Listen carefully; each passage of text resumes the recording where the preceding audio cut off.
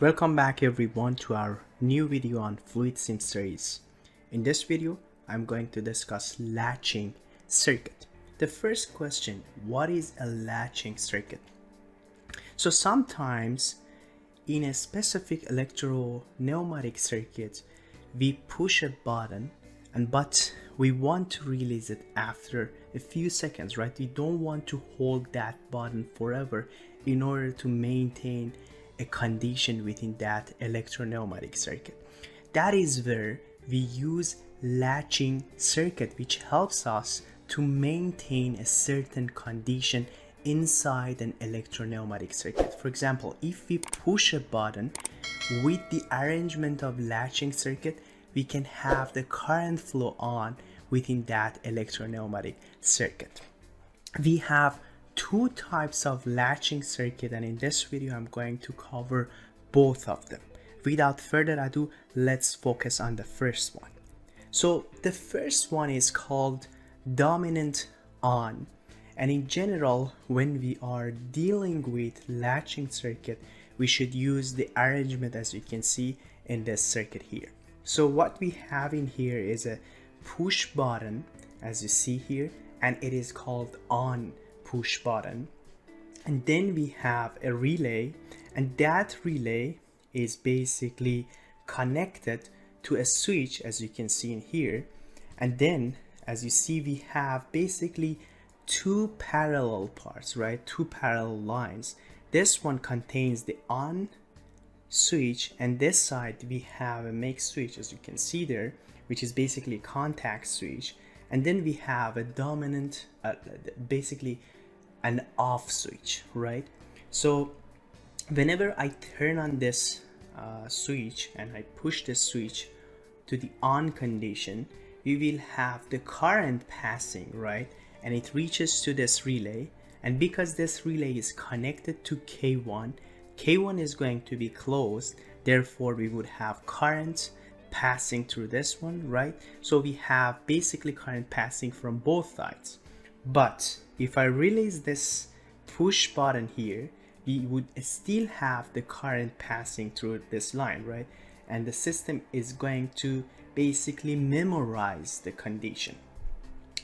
Why we call it dominant off? So what is the reason behind having this name for this specific circuit? So let's say in a certain case we turn on this one, and at the same time we push this off switch, which means because it's a brake switch, right? If we turn on this one, what will happen is basically the current cannot pass through this line, right?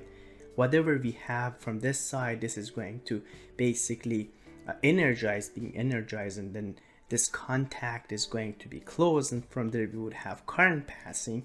But because we turn on this off switch and it is a brake switch, the current cannot pass through this line, right?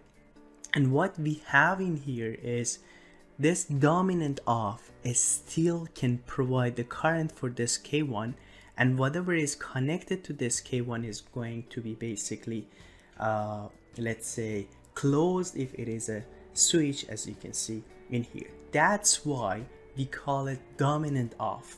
In whatever case, if this one is on, the current can pass through this line K1, and K1 is going to be energized.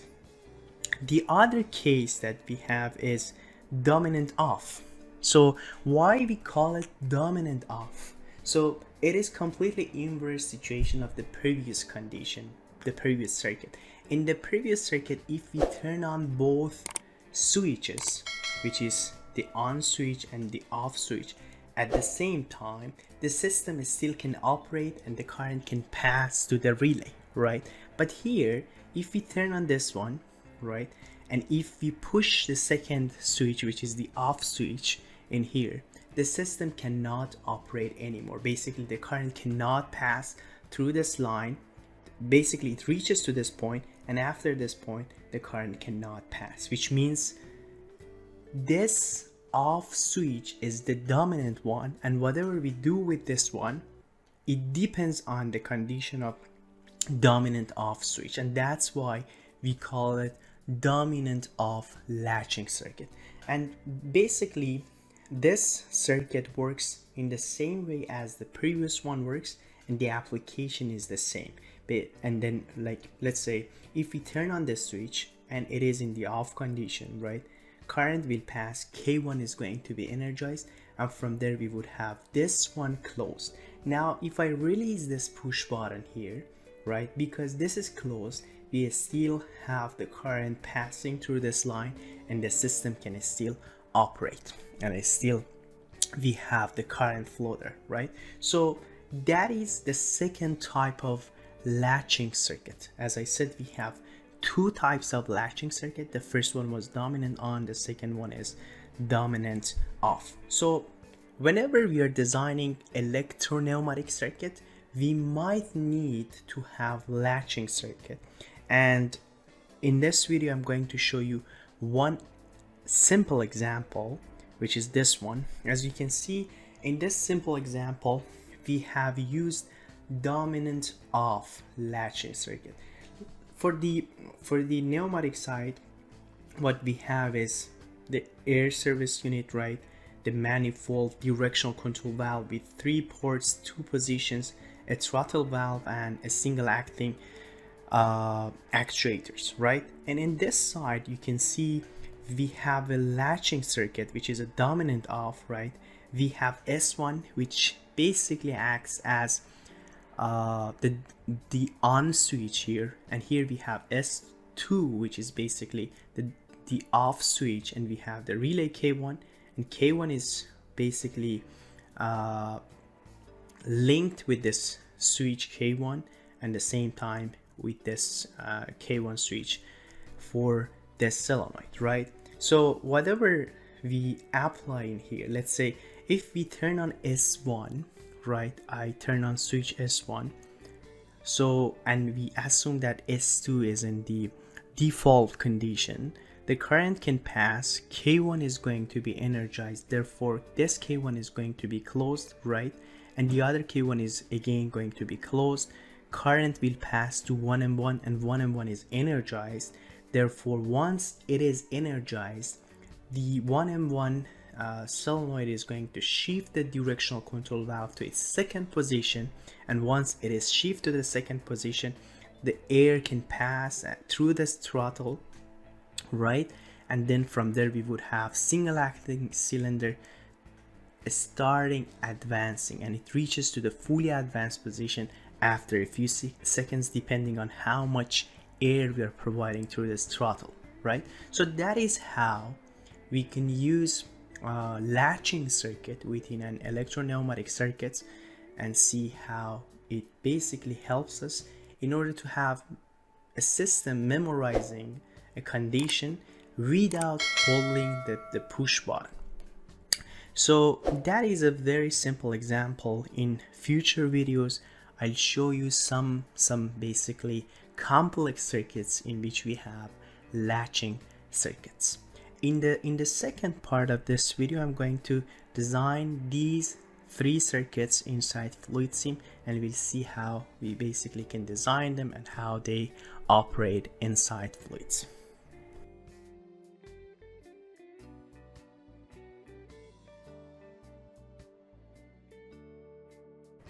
Okay, in this part of the video I'm going to cover designing latching circuits inside FluidSIM. In the first part we covered latching circuits, dominant off and dominant on, and we saw how those circuits are arranged, and also we looked at one example.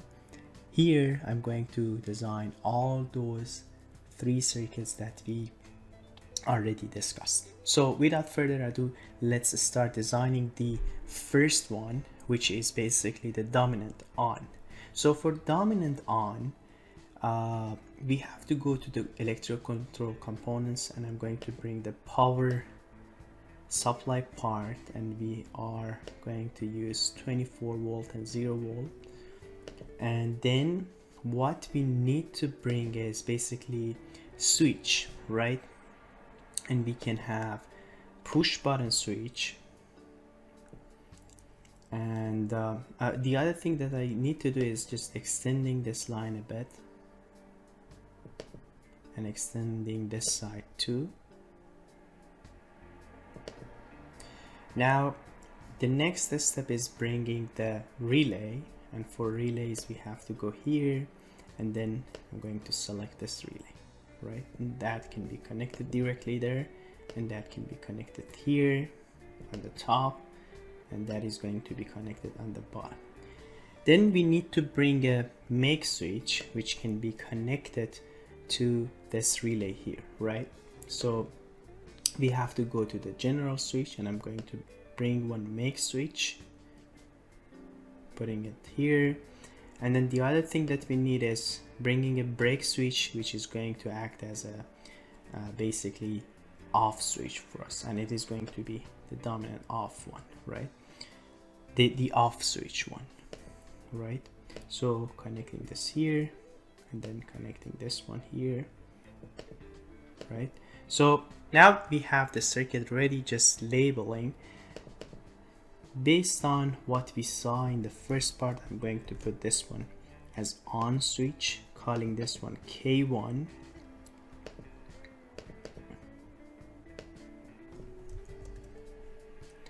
And now once it is called K1, we have a make switch that should be linked to this one, right? So we just need to double click on it and then choose K1, and it looks at the status of K1, and based on that it is going to be either closed or open.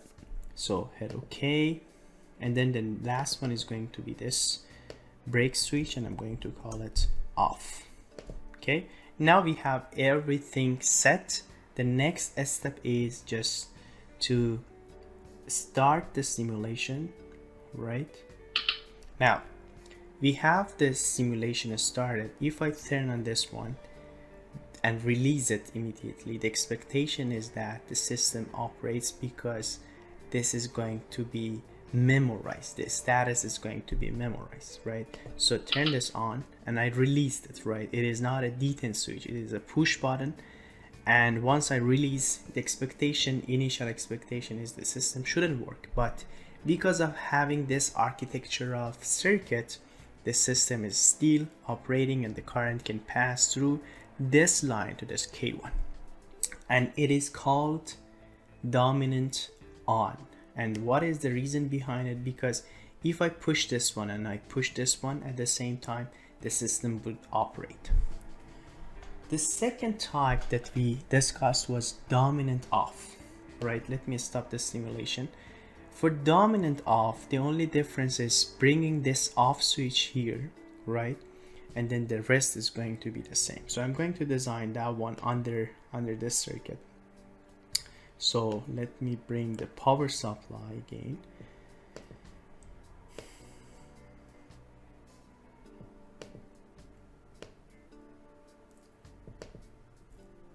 Extending it a bit.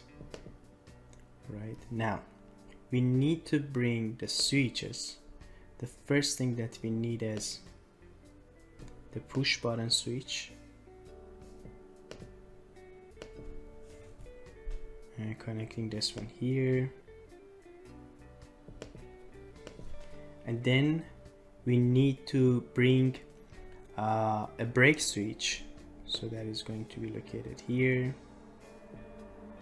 and that is going to be connected to this line. And then what we need to have is bringing, let me bring it a bit up, we need to bring a relay. So I'm bringing a relay here, connected to this line here, and after that I need basically just one make switch. So the make switch is located here in general part, so bringing that make switch, connecting this one, and then connecting this one here, right? So now we have every single connection needed for designing this circuit. The next step is just putting the labels. That is going to be called on, hit OK, or we can call it on one, because we have two circuits with the same name. I'm going to call it on one, and then this is going to be called off one. Hit OK, and I'm going to call this one K2 because we already have K1, and then this is going to find the status of K2 in this circuit, right? Hit OK, and then on. Now if I start this simulation, right, and if I push this button, you see the current can pass and the system is going to work as expected, and the system is basically memorizing the status as expected. But if I turn on this one, right, which means it is basically a brake switch, right? Whenever we push it, the system is going to be, let's say, an open condition, right? The current cannot pass anymore. So whatever we do with this on switch here, the system cannot operate anymore, which means the off switch here is the dominant one. And basically, the system operates based on the status of this switch. If it is in on condition, which means we push the brake switch, the system cannot operate anymore. So these are the two types of latching circuit. Let's look at the examples that we had. I'm going to remove these two circuits that we designed. So in the example, we had basically a latching circuit, right, which were connected to a pneumatic circuit. So the electro-pneumatic circuit, as you know, would have two parts. One is going to be the pneumatic side, the other one is going to be the electric circuit. So I'm going to start first with the electric circuit here. So for electric circuit of this specific one, we need to bring the power supply needed, right? So the power supply is here, and then we need to bring the switches needed, and at the same time the relays. So I'm going to bring the relay, I'm going to bring the solenoid that we need for this circuit, a specific circuit, and then we need to bring three switches. Two of them are going to be make switches, and one of them is going to be basically push button. Basically we need four of them. So this is going to be the push button, and then we need to bring the brake one that is going to be located here. Moving everything a bit to the right, and then what else we need? We need to bring two make switches. So two make switches, this is going to be the first one, and then this is going to be the second one. The first one is used for making the latching logic, and the second one is used for making basically for connecting to the solenoid, right? So I'm going to connect this here and extending this side a bit and extending the other side a bit.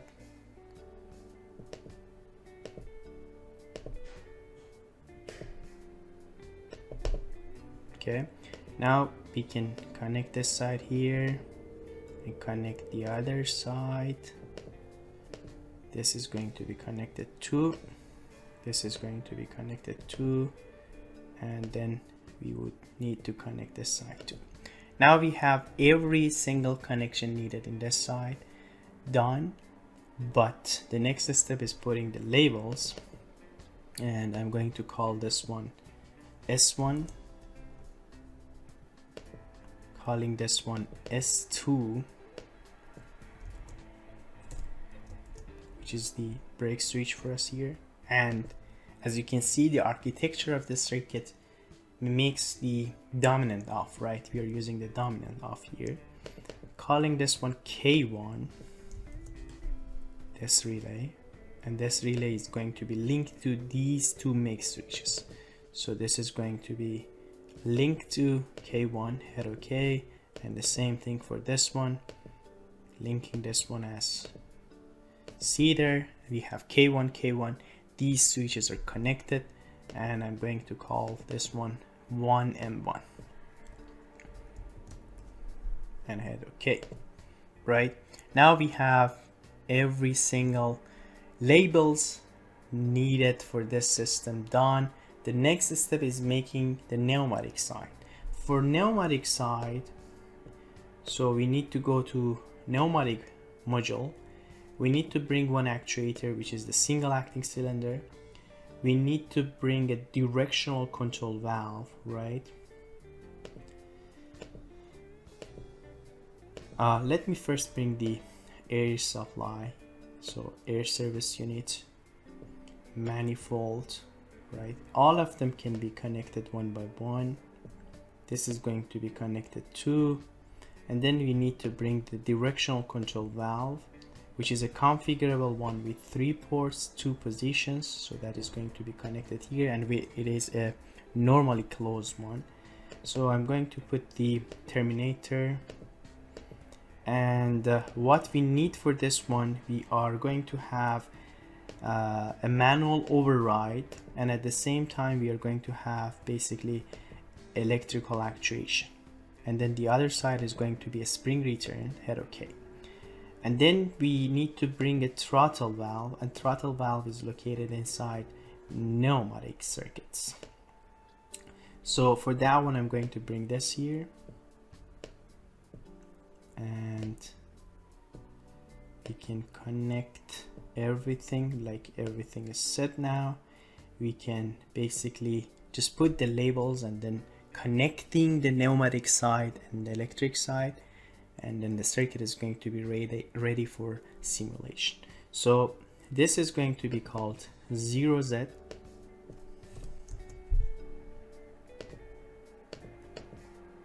one Z,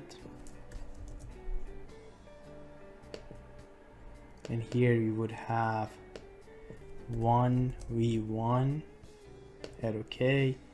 Here this is going to be called, this is basically linked to 1M1 head OK, and here we are going to have 1V2, which is the throttle valve for us, and with the use of this we can basically control the flow there, right? And then this is going to be called 1A. So now everything is set. If I start the simulation and if I push this button, right, the current will pass. This is like the brake switch.